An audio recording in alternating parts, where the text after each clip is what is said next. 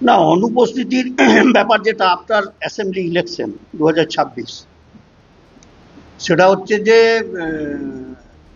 এখনো পর্যন্ত যে পরিবেশটা রয়েছে পশ্চিমবাংলায়, এই পরিবেশের মধ্যে থেকে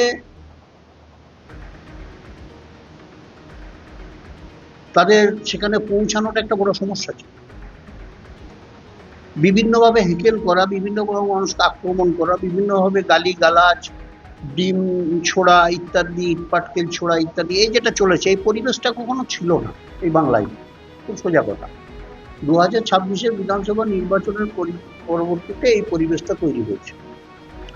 তো একটা পরিবেশের মধ্যে থেকে কাজ করতে হবে, সেখানে গেলে তো মানুষের কাজ করতে হবে, কিন্তু একদম আমরা মনে করেছি যে অ্যাকচুয়ালি কাজের কোনো পরিবেশ কিন্তু সেখানে ছিল না, এবং সেখানে ওই পরিবেশের মধ্যে থেকে মানুষের কোনো কাজ করা যায় না। বললেন বা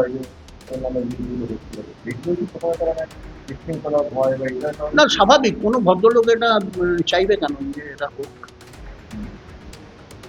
এটা হোক তো কেউ চাইবে না, কোনো ভদ্রলোক থেকে চাইবে না, কিন্তু অনেকে চাইছে। বিজেপি যাকে চাইবে তাকেই সভাপতি ভাষা ব্যাপারটা তো খুব পরিষ্কার না, আমাকে বলতে হবে না কিছু, মানুষ দেখবে, এবং বিষয়টা খুব পরিষ্কার।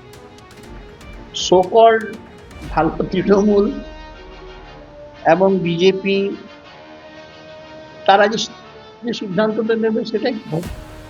তার কারণ হচ্ছে কোনো কাজের পরিবেশ যেখানে না থাকবে, সেখানে আমি মনে করি কাজ, সেখানে গিয়ে কাজ করতে পারবে না, এবং সভাধিপতি পদত্যাগ করেছে, ভালো কাজ করেছে সে। আমরা নির্বাচিত জেলা পরিষদ সদস্য হয়ে আমরা থাকবো, কোনো অসুবিধা। আগে আপনাদের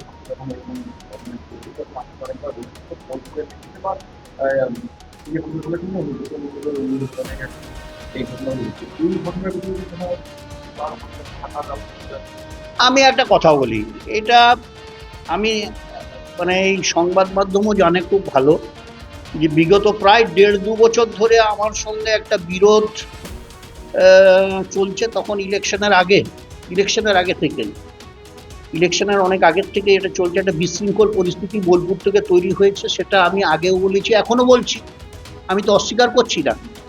দলে বিশৃঙ্খলা তৈরি করা, দলটার 12টা বাজানো ইত্যাদির ব্যাপারে তাদের একটা বড় ভূমিকা ছিল, একথা তো আমি ওপেনলি বলেছি, আমি তো কোনো রাগঢাক করে কিছু বলিনি আমি।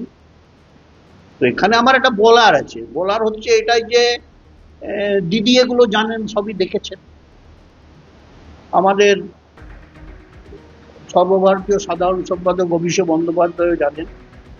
কিন্তু আমার যেটা বক্তব্য, দলে যারা বিশৃঙ্খলা করে, দলকে বিশৃঙ্খলা করে, দলের যারা ক্ষতি করে, দলকে কেন শক্ত হাতে এগুলোকে ধরতে হবে, এবং শক্ত পদক্ষেপ নিয়ে যারা বিশৃঙ্খলাকারী যারা, তাদের বিরুদ্ধে কঠোর ব্যবস্থা নেওয়ার দরকার ছিল, কিন্তু দল সেটা নেয়নি, দিদি সেটা নেয়নি। হ্যাঁ, অবশ্যই অবশ্যই, আমি তো অনেকবার আপনাদের মাধ্যমেই বলেছি যে এরা তৃণমূলের ক্ষতি করার জন্য এই বিশৃঙ্খলা সৃষ্টি করছে। তার কারণ তৃণমূল প্রকৃত, তৃণমূলে যদি কেউ নেতা হয়, তৃণমূলের কেউ যদি সঠিক দলীয় কর্মী হয়, কখনো তারা বিশৃঙ্খলা করে দলের ক্ষতি করবে না। আমি আপনাদের মাধ্যমে বহুবার বলেছি কার অঙ্গুলি হিলনে বা কাদের ইশারায় দলের এই ক্ষতি করার চেষ্টা হচ্ছে। এইটা একটা শক্ত পদক্ষেপ নেওয়া দিদির উচিত ছিল।